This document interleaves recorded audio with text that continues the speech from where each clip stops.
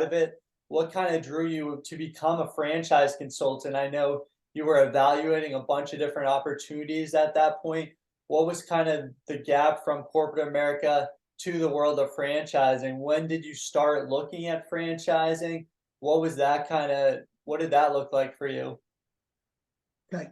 Yeah, that was a good question. In 2015, I would say I was liberated from my position at ESPN. That's just a fancy way of saying that Disney went through a difficult time, had to lay off about 300 people. I was part of that class in 2015. So for the first time, I was sitting there saying, I look back, almost like recapping what I just talked to you about, saying, look what I've done. What can I do next?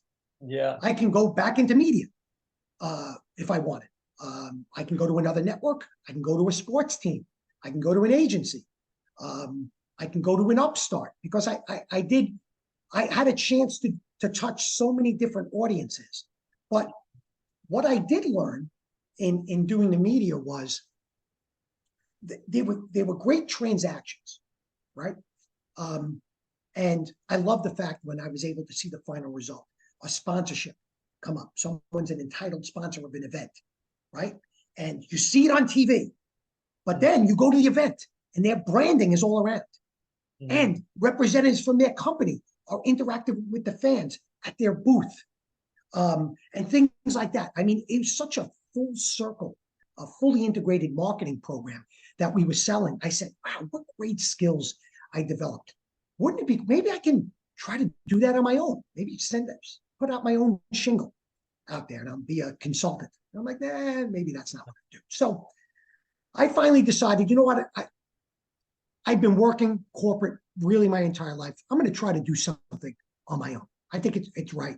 I've got the experience. So I wound up working with a franchise consultant like us who did everything. Started with the intake, asked about me, my background, what my goals were, stuff that I started to incorporate when I was talking to people. What are you good at?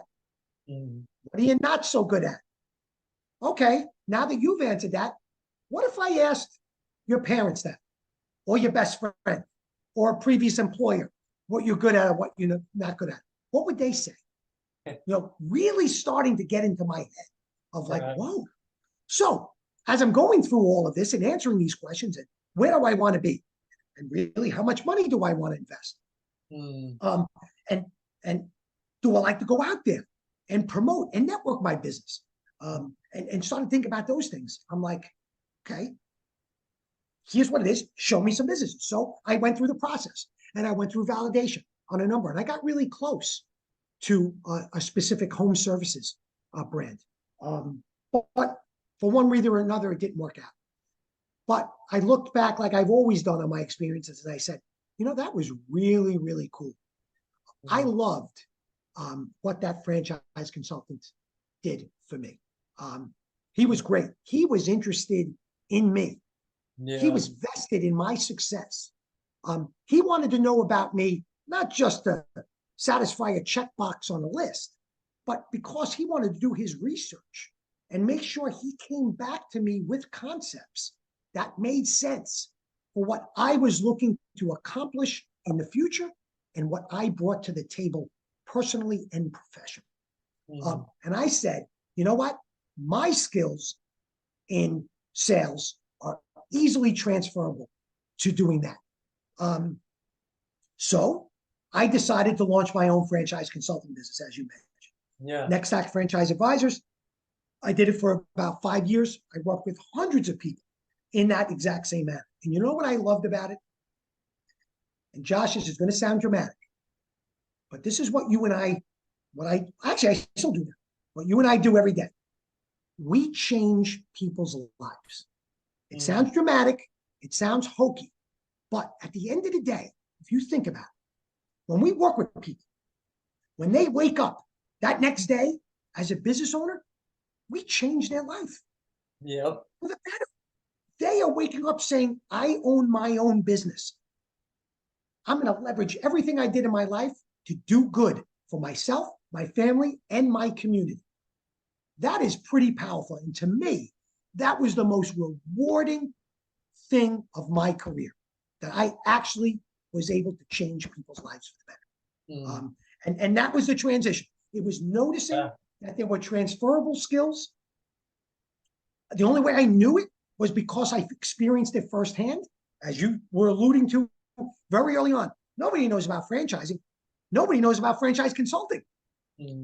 That's another step further. But it all brought us around, and it was great. And I loved that experience. I loved learning about all the different brands in the portfolio. I learned about being able to, and here was the other thing, and here's the key thing, and I'll sort of wrap it on this.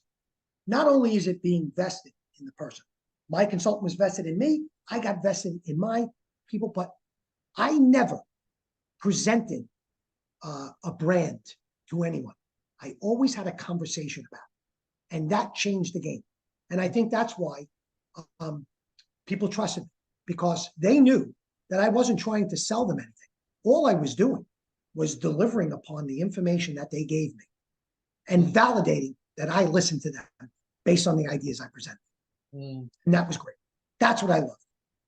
No, that's so powerful. And one of the things that I always kind of say, franchising is just so unique in literally every different aspect, but that field especially, where you literally are just taking control of your future, like you said.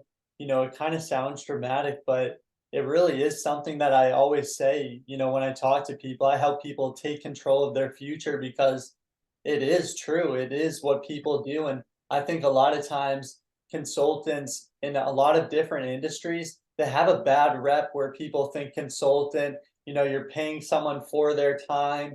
A lot of consultants like to say, they quit the 9 to 5 so they work for themselves. But in franchising, we work for you. We work free of charge. Franchising is just such a heavily regulated industry that whether you choose to use a consultant, a broker or not, the price to purchase a franchise, a business, it's literally the exact same. It's literally the FTC literally regulates this for your protection, for your own good. And like you said, working with your own consultant, even though you chose not to move forward, it allowed you to at least make that educated decision so that you did know what you were doing. And with these consultants, there's thousands and thousands of opportunities. And a lot of times people think, the McDonald's, the Subway, where, it's literally $1 million investment, you're literally $800,000 in debt after year one. And it's literally not that case, where there's so many opportunities, like you said, in home services that aren't this huge investment and are super profitable. And really the goal of a consultant is really to save you time and money. You're not paying us. It's very unique.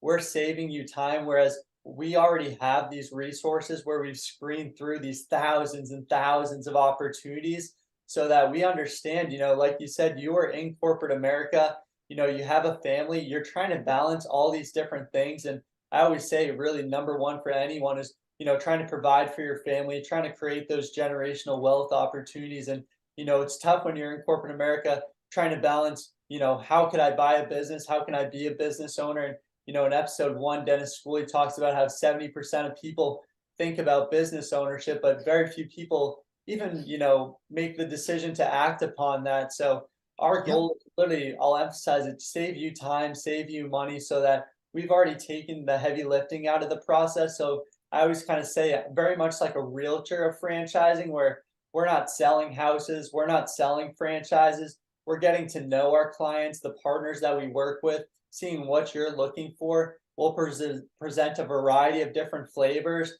and then we can always pivot and navigate. And like we said at the end, you may decide, franchising, that franchise in particular, or franchising in general is not for you, but allowing you to make that educated decision, I think, is really powerful. And just the idea of taking control of your future and, not having to work that 9 to 5, like you said, having those tough economic cycles where you're not sure, if you're going to have that job next week, the week after. So being able to actually have that control of your future